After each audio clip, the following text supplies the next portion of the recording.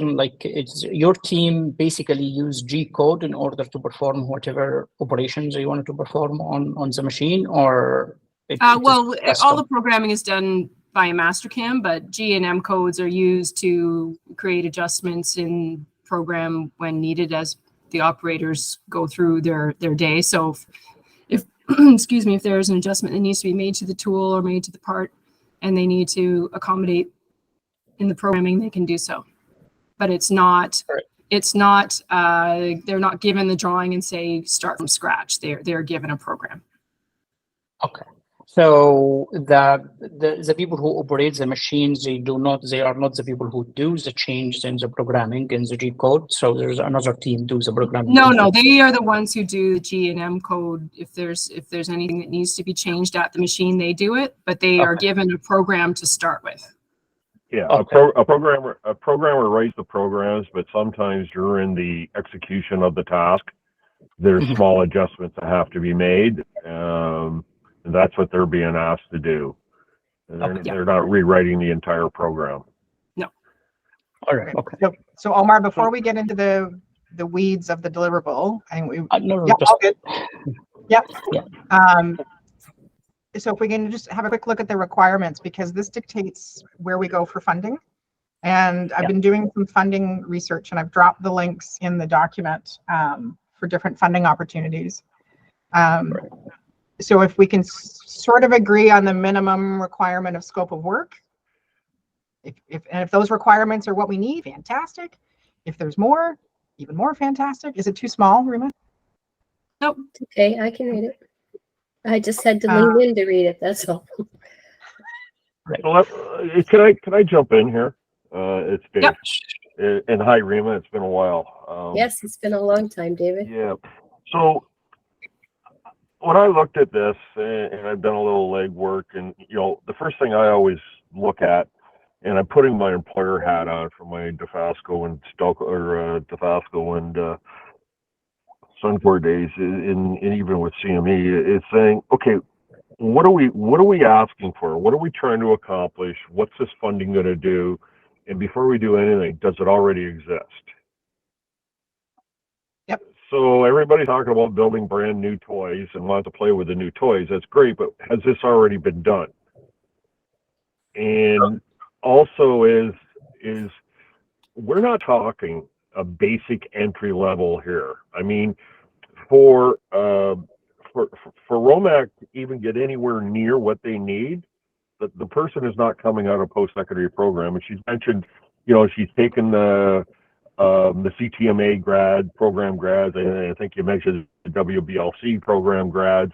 And I mean, like, they are bare bones entry level. We did originally put together a bit of an idea, a plan, a strategy for upskilling them to the next level, because that's kind of where we work one step above. So we think we're just going to put some basics on a virtual learning experience, and that's going to make a difference. I don't know if we've really identified the need here, and to the level of the outcomes, the expectation of the outcomes, I think that Romac has in terms of will it meet their need. So I just said a whole lot when we haven't talked about what already exists. I mean, it's great that people are out there developing this stuff, and I'm not saying what Niagara College is doing is good or bad, but like, sorry, I hear a bunch of. Sorry, they're gone now. They just walked past my office.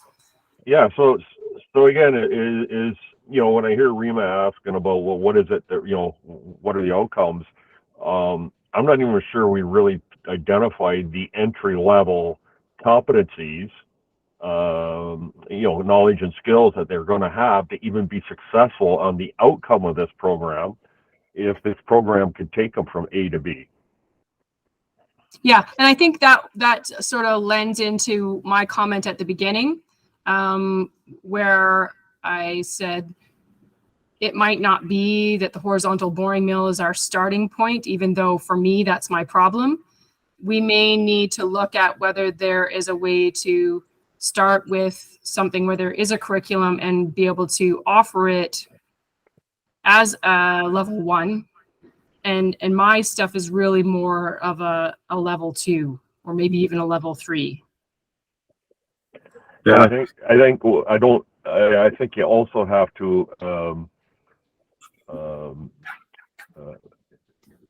come to grips with the fact with what you're doing there, Bev, is going to still require the level 3 or 4 or whatever level you want to put on it.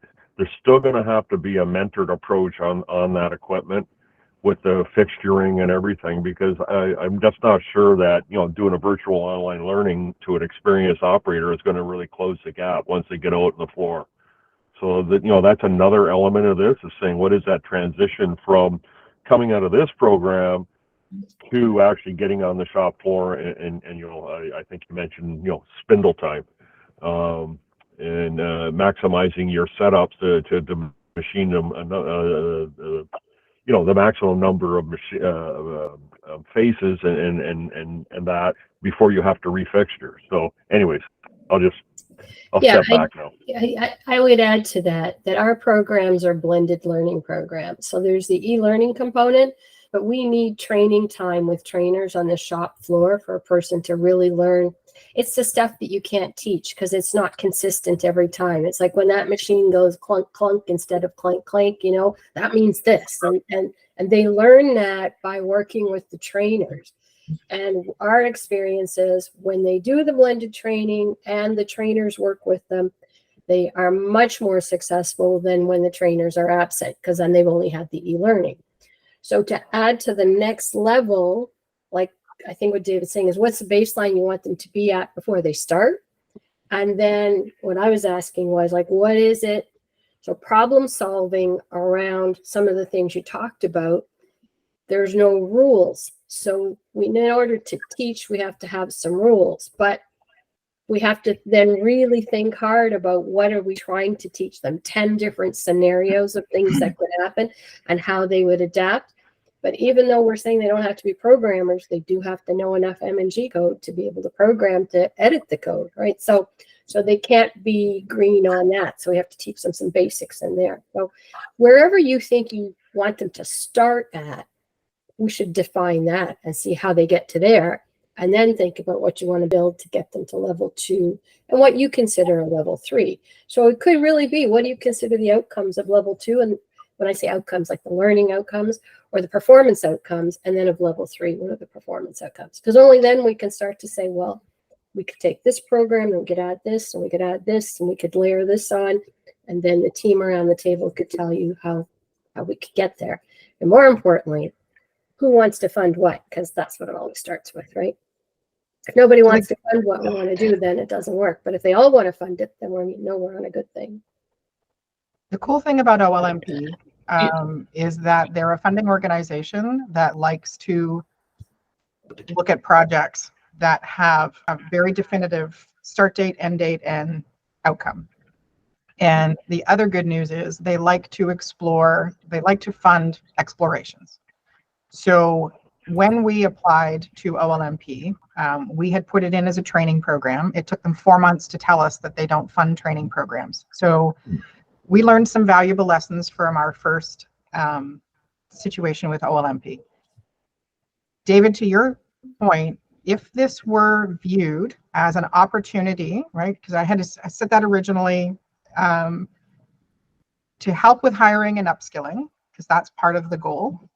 Because the hiring component, if you were to choose something, Bev, that maybe were a little less complicated than the horizontal boring mill, this could then become a part of your skills assessment during the hiring process. It could also then become part of your upskilling process, right? So if you pick something sort of middle of the road, then it can serve 2 functions. And then if it's put to OLMP, for an example, as an exploration to confirm whether VR training can assist in skills assessments for hiring and upskilling internal staff, they like that. They like that a lot.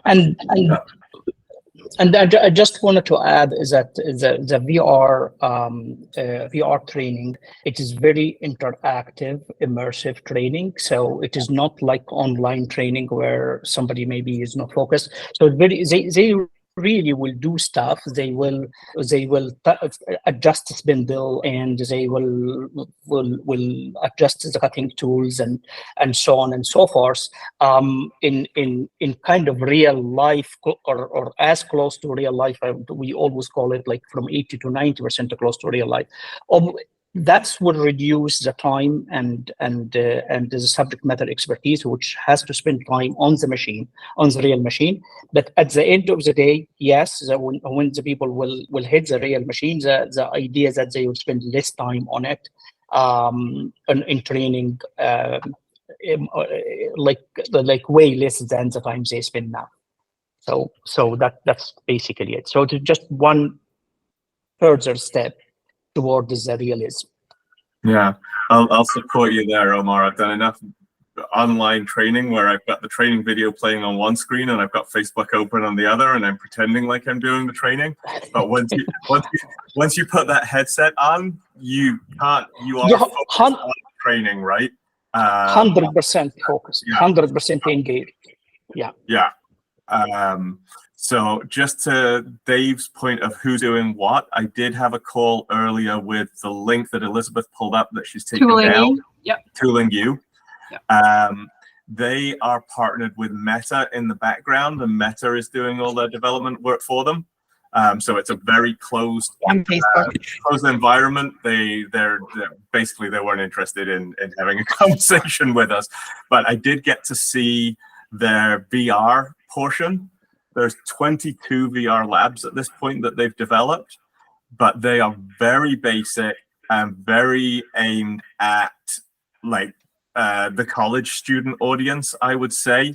It's, how to develop a datum, how to operate the overhead crane with the, I can't think what the box pendant. Thank you. That's the word I'm looking for. Right. It's very simple that way. And so, to use the language that we've been using here, I would say it's level 1 training. What they don't have and probably won't ever get to is this much more complex training that I think is what you're actually looking for here, Bev. So my gut says for the mass market, for anybody that's trying to do this commercially, they're probably aimed at that level 1 level, because that's how you get the biggest market and therefore make the most money out of it. These custom situations that you're maybe not even, the customs maybe not quite the right word, because you're not the only more niche. That's thank you, Bev. That's probably a better word. These niche level 3, level 4 trainings, I don't think somebody like Tooling You would ever chase them, because I don't think there's a big enough market for them to want to chase it. While there is stuff out there, I think what this project is about is elevating from mass education to niche education. And these aren't going to be easy VRs to build. When I think about you saying loading and balancing on the spindle, like that, it's and Omar, correct me if I'm wrong, it's relatively easy in the VR world to make sure they push a button, but to position a piece just perfectly to know whether it's balanced, that's a little bit more quite a bit more complex in the back end, because we're talking potentially about thousandths of an inch difference because of the size of the material that you're using, right? I don't know that there's enough precision or accuracy within the VR world that we could get there. And so in terms of making this a research project and getting funding through that avenue, I think we're potentially pushing the limits of accuracy within the VR world here. But from a skills assessment perspective, sorry, Omar. Yeah. So go ahead, Elizabeth. That's fine. Go ahead. I will follow you. So yes, and right from a skills assessment perspective, the employers that we've spoken to, right, which is around 30, have said even if they could have a tool that could help with that skills assessment component, where somebody says, oh yes, I can do X, and then Bev puts them on the VR and she can see immediately. Now I have no knowledge of this, so I'm going to be talking complete garbage right now, but taking a tool off of whatever and putting it on the thing thong so that it can do the what's its, if they've come in with a resume that says, I know that was pretty technical, right? But they can do this. Safety was one of the things that got brought up, and managing risk. And so rather than putting somebody on Bev's $200,000 machine, you can tell right away that this nignog knows nothing, and you need to be somewhere else in the company or just not here at all. I think that's probably good for the entry level people, but I think she's looking for, like, the person we're talking about is an experienced operator or maybe level 1 machinist that needs to now step up the game to be able to produce these one-off complex parts, to be able to keep the revenue flowing without having to get FAR people involved and they can't do anything, right? So they're really like the top level kind of. So I hear you and agree. What I'm getting to is that it's all in how we word the structure of the ask to the funders. That will still build towards Bev's goal and still get, to Neil's point, it's expensive. If we can even get the fundamental of the horizontal boring mill built, because in, manufacturing language, that's an expensive training. It's an expensive thing to have the machine down. You don't want somebody going on there and practicing there. So if the point to the funder is, this is an opportunity to test skills, build skills without downtime, without damage to the machinery, without risk of safety to the individual, we can still get a horizontal boring mill built, a training built, and prove the concept. And then we look at the next level to take it up. So is the goal to get it perfect now, or is the goal to get it built and test it without risk to anybody on the call financially, and then move it up a level? We're not going to have a final product. There's no way we're going to have a final product in one funding round. There's just no way, because it's very specialty.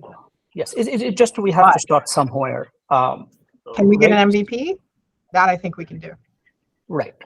And it is all about use cases, Bev. Like we can start by a simple use case, and then we start to and move further to more complex use cases. Okay, and maybe there is use cases we say, okay, well, Bev, like maybe we cannot build it in virtual reality. So it depends on how complex it will get. But we will I will be very transparent.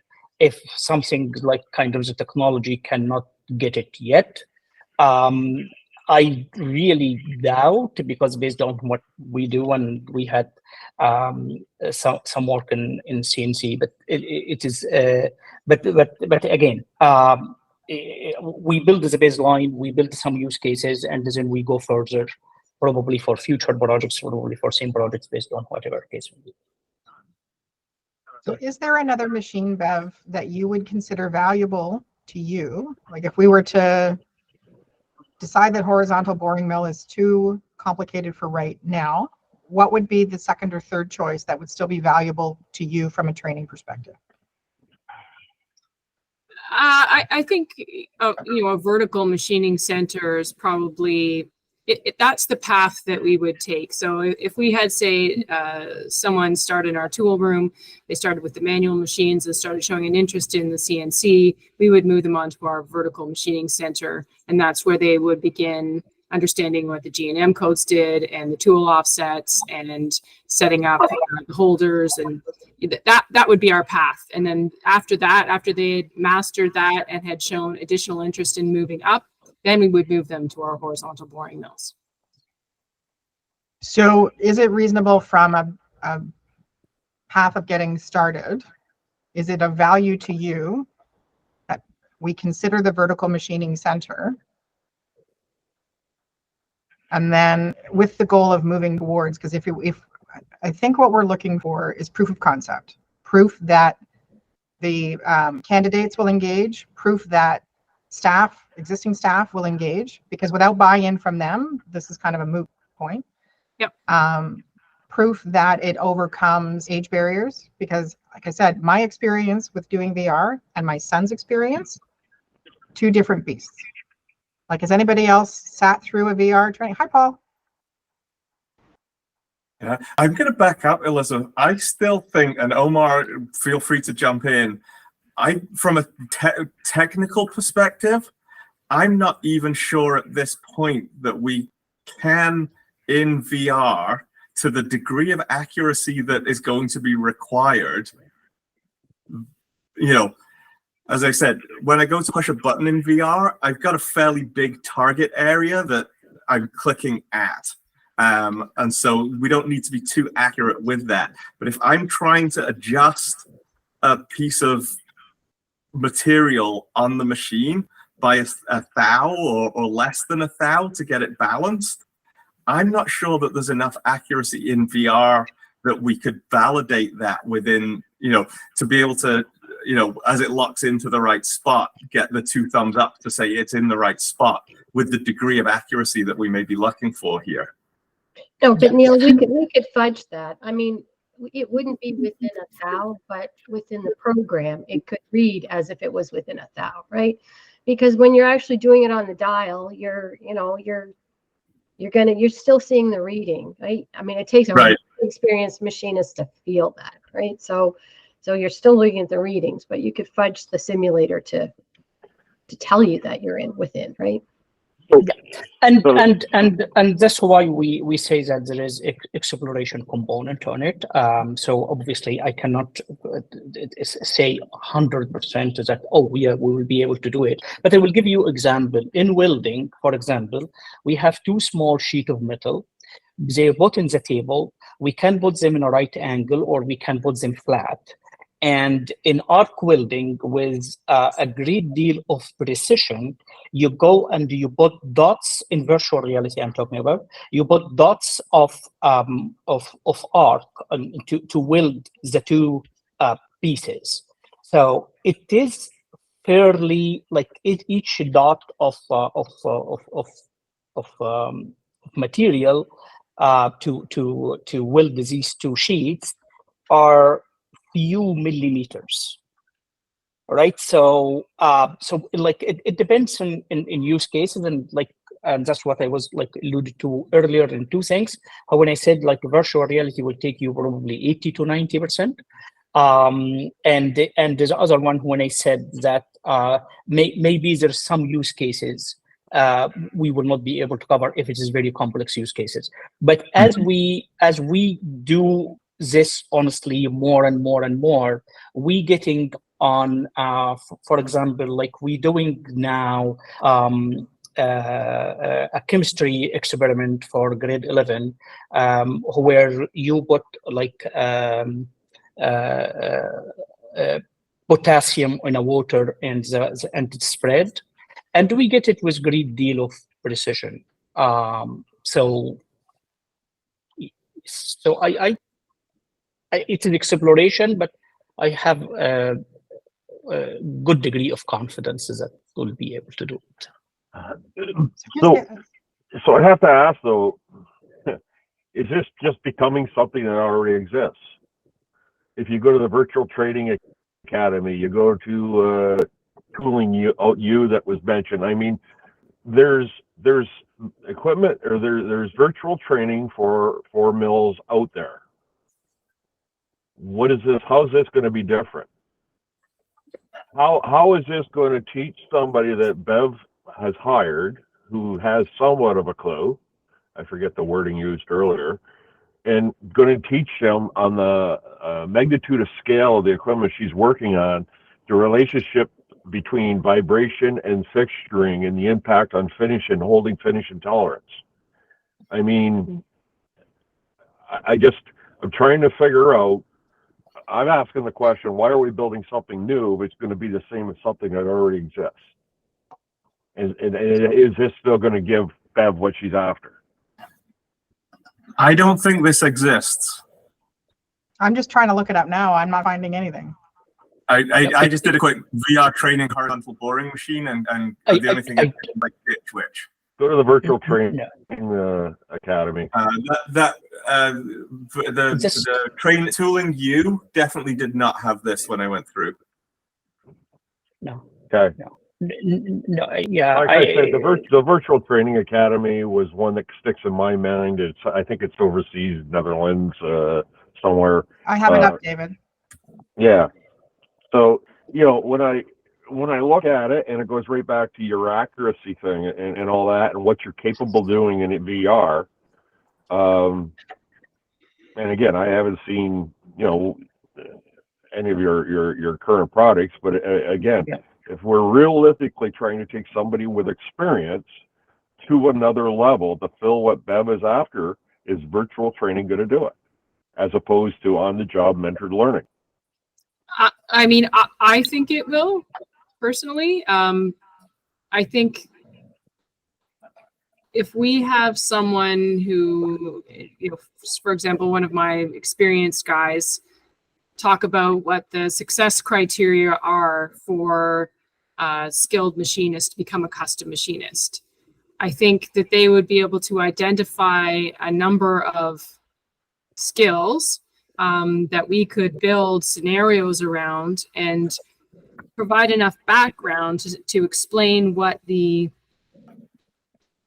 desired outcome is, to explain what the processes are, and then use those VR experiences for them to actually work through the process of learning how to do that versus just understanding. And, in my experience, it's like book learning versus the experience, right? And you could be really knowledgeable in the steps, but when it comes to learning your way through them and working your way through them, you can fail. And I don't think that I have enough bandwidth on the machines and enough time with people to work them through 4 or 5 scenarios before they understand how to properly stock divide. Right. And the errors of making a stock divide error cost so much in reality, where if you do it in virtual reality, you can go all the way through to the point of making the mistake, and there's no cost to you other than, the failure of that exercise. So I do think that the virtual reality is a valuable thing. Yeah, there's lots of that. But I think that the development of the curriculum will be very important. Otherwise, we will miss the mark. Yeah. So one of the aspects you're looking for is really more closely related to the simulation capability of VR in building in problems.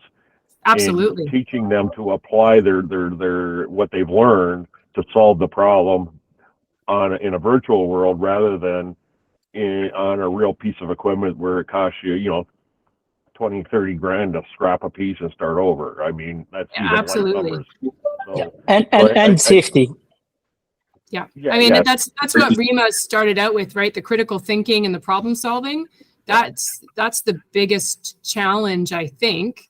They are familiar with machines and tools at that point.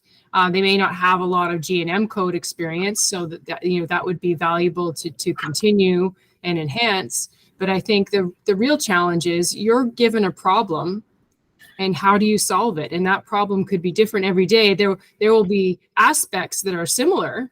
You're boring a hole. What are the steps to do that? How do you check those tools to make sure they're still good for making holes? All those things need to happen every day. But I think the reinforcement of what are the steps to get you through that process and being able to reinforce them through the exercises, that's the value that I am hoping that they would get. Yeah, exactly. There's lots of evidence that virtual reality, it's not quite as good as doing it actually really with the real thing. But as Omar said, it's 70, 80, 90% of the way there. Because you're not just sitting at the screen learning it, you are actually going through the hand motions. You start to build the muscle memory, and you're engaging, to Elizabeth's strengths with our neurodiverse learners, right? They're getting the visual clues, they're getting the physical clues. And so it is a much more meaningful training than just straight online. But obviously not as good as the real world. think it's a good And, point. you know, benefit. when we're building e-learning, we're always looking at what are all the different modalities for each of the piece that we're trying to train. Some of this will be very applicable to virtual reality, but you know, sometimes, I mean, there are simulators for M&G codes that any machining company will sell too, right? So I think there's different pieces of it. We should say, what are we trying to accomplish? Sounds to me like we're taking them through scenarios, almost like, you know, it's almost like the MBA of machining. They've got to do case studies. They've got to work their way through. They got to get to the problem. They have to make great decisions, and they have to make decisions in some cases where the decision is somewhat equal, and then they have to have the judgment to do it right. So some of that guidance won't be virtual reality, but a lot of it will be. So I think we should look at it as, what do we want them to do? What's the outcomes we want? And what do we have to teach them so they can have those outcomes? The most value come from VR is to thoroughly cover the experiential component. So if there is a theoretical information, obviously we don't need somebody to put headset to read a PowerPoint slide. We don't need that. So and the beauty of it is that they can repeat it many times. Like they can repeat it as much as as what Neil was saying, that they are emotionally and mentally engaged. Like Pricewaterhouse has a very good study actually on, they published it like late last year in 2022, and they saying that people are 3.75 times emotionally connected when they experience things in virtual reality. So than just the traditional learning method. Mm-hmm. I reached out to Logical Docs and they did not respond back to me. Oh, aren't they nice? What's Logical I don't Docs? understand that. It's just another. It's another virtual reality platform. I I see. saw that they had done some training for elevator maintenance. I believe it was. That's their video that they run on their website. Okay. It's too bad because they're in Markham. I could almost walk there if I wanted to. That's a shame. But we are close Something's by wrong. too. If you wanted to try out our products, so we are not far away, and we're in Burlington. So that's what my next question was going to be, is that how many here have gone through a VR training for any kind of advanced manufacturing role? Well, I know you have. So we very quickly built the first step of powering up the CMM as a virtual reality environment. So I did that last week, yeah, I've watched. So our CMM expert made a video of him going through all the steps and doing it. I gave it to the VR team. I said, turn this into VR, and they did it. And we know you've got the instructions and everything. It feels just like doing the real thing, or as close to doing the real thing without doing the real thing. So would it be worthwhile to consider setting up a time, and we're happy to host it here in Tech Place if that works for everybody, because we've got the space to do it, for as many folk as possible to come in and experience Omar's either the forklift training or the welding or whatever, and then move forward from there? Or what would a next step be? So I think we understand the value. We all agree there's something here. Bev's being great and flexible around. There's maybe one step below horizontal boring mill to get started. We've looked at the other tools that David has suggested, so the Tooling U and what have you, but from what I've seen so far, they don't have this specific tool that we're looking at. And I work with another specialty CNC shop. It would be interesting to get their, the value of that. Both of the other resources provide great messaging to build a strong application. Yeah. So we could definitely apply that here. I look at this virtual training academy one that you pulled up. Like Lockout Tagout, that is a very simple VR training to build. Yeah. Right. Yeah. All of the forklift inspection, maybe it's a little bit more complex, but and certainly what I saw from Tooling U, they've really started at the bottom in terms of simplicity, in terms of what they're building. I think, and Omar, feel free, we're taking it really to a next level from where they're. What Bev's looking to achieve is really a next level in terms of complexity. Right. Will that be coming out from a different perspective as well? Sorry, Omar, around. Yeah. I have to go back and look at their marketing messaging. That's where I'll put my communications hat on. And are they talking about risk management? Are they talking about Bev's point about having her machine down? Like, it's those points might be missing, and they could influence what we're. Oftentimes when it's because I've been in tech for 3 decades. Okay, the tools keep changing. They keep getting better. They keep getting smarter and all that. But the core concepts are there. We have some business processes we have to get people through, right? If we just kind of go back to that and say, maybe we do these things in parallel, that we have the demos, so we know what the virtual reality can do and what its capabilities and how far it can reach. But we should also be very much right now working on what are the learning outcomes or what are the performance outcomes you require, because I think that will help us, and that helps us then shape the proposal too. Like, what are we testing out? And I'm confident that we'll end up using multiple different modalities to get you what you're looking for, and some of them will be very cool, and some of them maybe we didn't even talk about today, right? So yeah. And you need those people to perform at a level, and we need to know that better than, because right now it's all right up in here in your head. So right. And I will follow up on Elizabeth. Invite about, like, if any of you would like to come and try out, because for example, like in a forklift driving, we have like a very unique product within the marketplace, because we have even a multiplayer environments. Then you can have 2 people driving forklift to collide with each other, and to run over the people. yes, and you have people walking on the warehouse, and you have a robot on the warehouse. So we have like quite complex kind of experience. So, and that's not, for example, not only teach somebody how to drive forklift, but teach him how to drive it safely and avoid jaywalking, people walking in the warehouse and robot walking in the warehouse, because that's very realistic from our point of view. So that's one thing. The second thing regarding skills assessment, Elizabeth brought up earlier, we have another line of business which is focused on soft skills. And that's fully integrated with a suite of AIs, including ChatGPT, where, for example, you can do virtual reality interview practice, or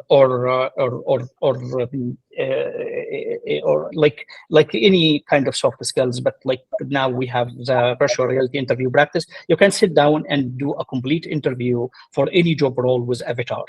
And it is very interactive, it is very dynamic. So the next question is not scripted, it's based on your answer to the first question. So AI generate questions based on their understanding for your answer. So that's, again, talking about the different level of realism. Like, you guys will come to kind of try it out as well, like as information. Maybe there's no use for it, but in this particular project, I understand, but just I thought to put it out in case if somebody like to try this as well, to have a flavor of fully integrated AI with VR. Yeah. Omar, from a platform perspective, does this mean that you already have a virtual reality platform that could be leveraged? Because I think some of this might relate back to what David is saying. Are we reinventing the wheel from a platform perspective? Is there something that we should be leveraging? Yes, we have our proprietary platform, and the idea of platform, obviously, is to shorten time to market. So think of it like half-baked stuff, and that enable us to build things quite faster. But we kind of promise of high level of realism, and the high level of realism mean like these custom things you are talking about.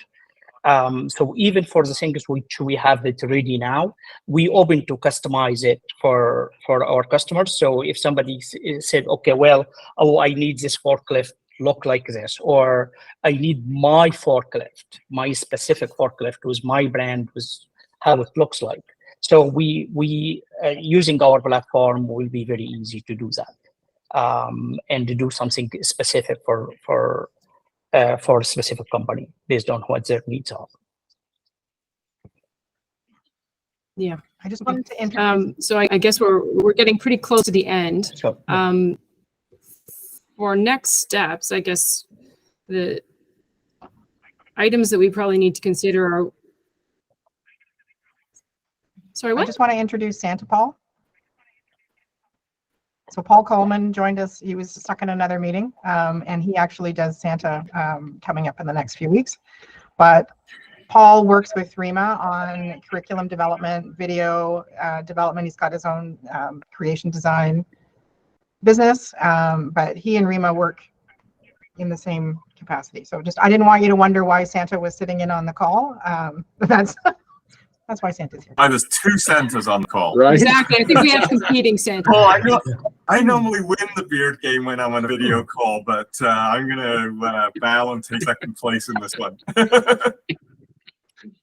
Paul takes it to a good level. And it's funny you mentioned that because my wife was browsing Indeed the other night, and all the mall center postings are going up right now, and she sent one over. You still have too much color though. I do. I'd have to get the whitener to whiten it out. Yes. Mine's I'll crazy take right now this. because I have to trim it a certain shape for the holidays. So it's just, yeah, it's look almost homeless right now, but it's a purpose for it. but So What I captured before and I have to jump off. I've got another call at 2. One last thing I would like to mention, and I think it was mentioned earlier, is what is the market? I mean, there's, Romac, there's probably 2 other employers that have these large pieces of equipment and that. So I think one of the things when you look at funding and what we do is we also need to keep in mind that if we're building something very custom for a single employer, we need to keep it at a high enough a level, I think, that we can actually use it for other employers as well. And I know, Romac is looking to solve their problem, but I think when you're looking at the investment and asking for funding, we're more about, how many people can we have trained by the end of the funding program? yeah, Right. but that's the beauty of our platform, Dave. That's the Okay. beauty of our platform. Yeah. But Okay, I can all right. I can speak to that because I come out of the mold industry. So years ago, I was working in mold shops, and let me tell you, Canada has one of the most prolific mold manufacturers, and just about every large mold maker has vertical machining centers. They have horizontal boring mills, and they're all facing the same kind of crisis where how do I take people and put them in these situations? So it's not just Romac. There is a lot of manufacturing in Canada that could benefit from this. Yeah. No, I agree, but they're not all at the same level. I think of, I keep going back to, what Romac's after versus what the type of equipment they have. So it just has to close a gap that, satisfies more employers. That's all I wanted to mention.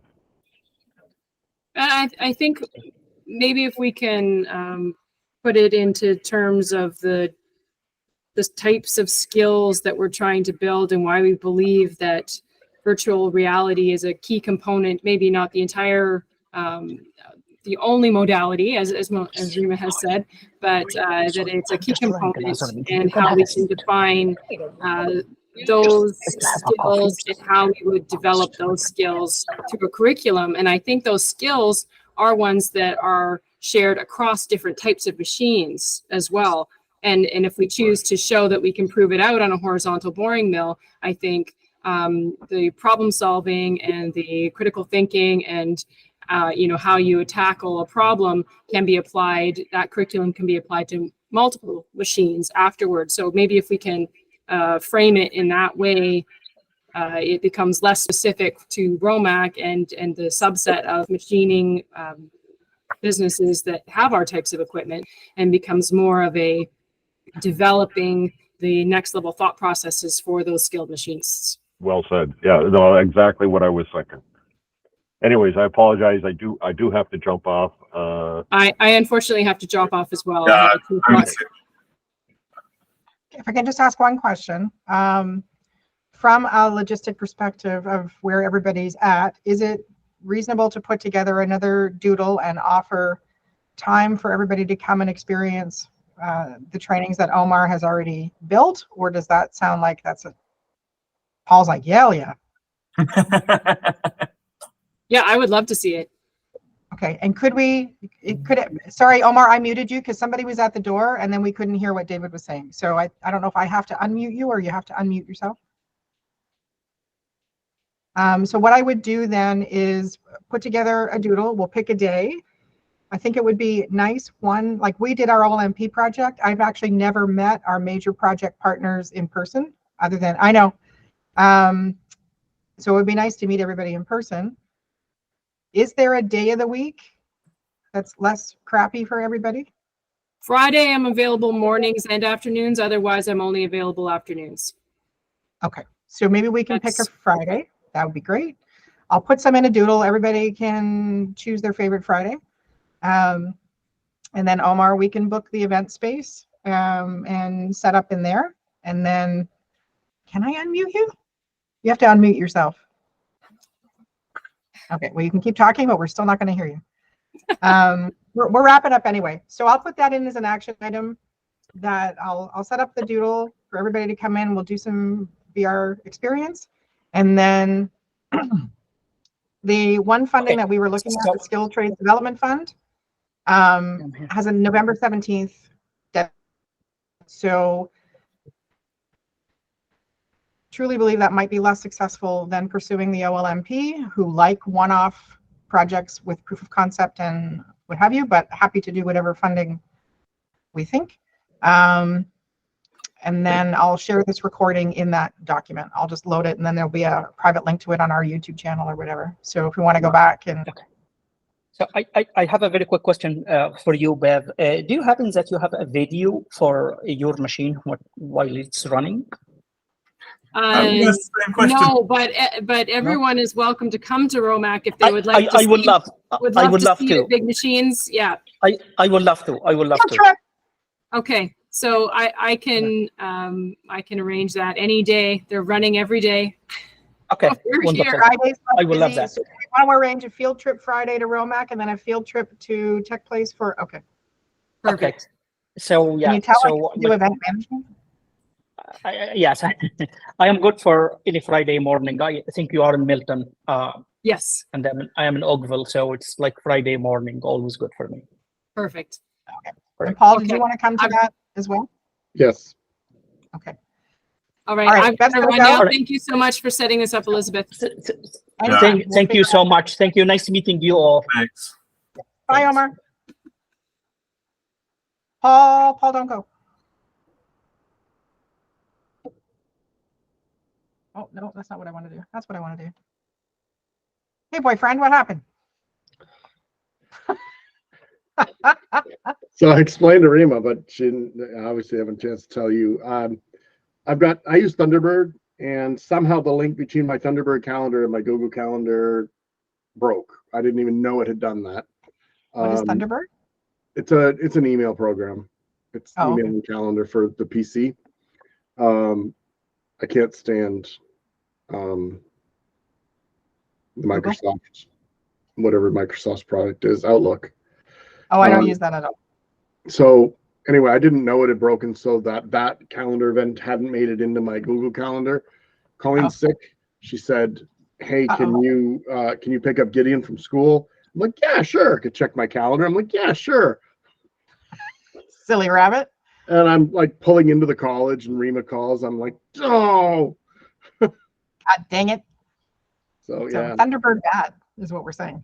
No, it's actually really good. And even while we were in the meeting, I went back and updated the publish thing, and now it's filled my Google Calendar back up with those things again. And I don't understand why it broke, but I'll keep an eye on it now. And The problem is that Thunderbird doesn't have a mobile app, and yeah, That's why I just stick with one, man. If there's too many things, Well- then I lose. I've tried, and what I have to do, I think, is get, I think I have to pay for a seat of, what's it called? Microsoft. So I use Google Business Suite. And so all of our tools, all of our everything, Yep. we were using Gmail, Slack, Trello, all kinds of shit. And what Google Business Suite has is I'll show you.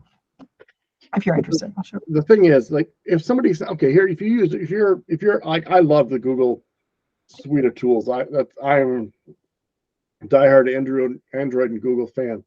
But what happens is, if somebody sends me, like Wayne or everybody at WBLC uses Microsoft Outlook. Yeah. So if they send me a calendar invite from Outlook, I cannot even read it in Google. It just I can. Code. That's weird, because when it comes to me, you have a choice. There's usually a choice to add to whatever your calendar is. Right. When I get the Outlook. Yeah. And then I just add it to Google. And then it doesn't, I don't know. We had a system on WBLC for a while where Anne would, like, see, it depends. If they send out, Outlook uses VCS or ICS, one of the two. ICS. And then Google and everybody else in the world uses VCS with the other one. But if you get sent in ICS on Gmail, I cannot read it. It just appears as code, and I've tried to figure it out. I've never had that happen. Are you on a free Gmail? You must be, because if it's at gmail.com, that's a free one. Well, I'm using the Gmail on my phone, and I have it cooked up through my creation, my Gmail, my creation email, my Gmail, my other personal email. It comes through, all comes into my phone.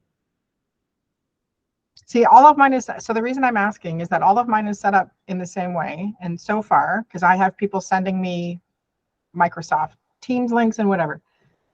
So far, never have I ever had a situation where a calendar invite hasn't ended up in my Google Calendar. But that's why I'm trying to troubleshoot and go, okay, so what's the... Yeah, so if you sent me when you sent it to me, I must have accepted it in Thunderbird, which normally updates my Google Calendar, because Thunderbird has its own calendar. Kick the Thunderbird to the road, man. Thunderbird sounds like a pain in the ass. It's like Thundercats. I've been using it for like 12 years, and it has so much of my backup email in it and everything. It's really hard to, and the thing is, I hate Outlook. Yeah. But so when you do email on your computer, do you do it through your browser? I use Chrome. So you do it through your Chrome. Yeah, so I do everything through Chrome. I can show you. I know. But that's why I have ADD, right? I don't have any executive function deficits per se, other than if things are in too many places, I will lose shit. So I keep it as simple as possible. My default internet browser is Google Chrome. So my email is immediately accessible. My calendar is immediately accessible because it has that grid of 9 dots, and you can access all of your tools from the Google Business Suite from there. Yep. Yeah, I got rid of, I use Slack for organizations that still do that, but for internally, all of our communication is through the Google chat. And that has tasks built in, that's got file saving built in, it keeps all of our stuff. And Slack right now, if it's unpaid, you lose your stuff after 90 days. I was like, oh, hell no. Then Google Meet, which I know is not popular with other people, but I mean, Zoom has such security issues right now. We're still recording, by the way. Just gonna stop doing that.